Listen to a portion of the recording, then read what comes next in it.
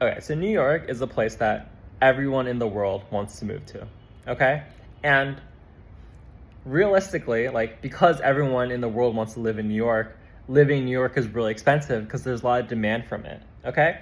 And if you're just like moving to New York and everything is really expensive and you're complaining about things being expensive, you should realize that like no one is like entitled to live in New York, okay? There's a lot of like cities that are like pretty cheap to live in the US, and like that should be your like baseline set of expectations. Like if you're like just graduating college and you move to New York and you think like life is really expensive. Like I was in a very similar boat. Like I moved out of New York because it was like really expensive. Okay? I just like couldn't really afford it anymore.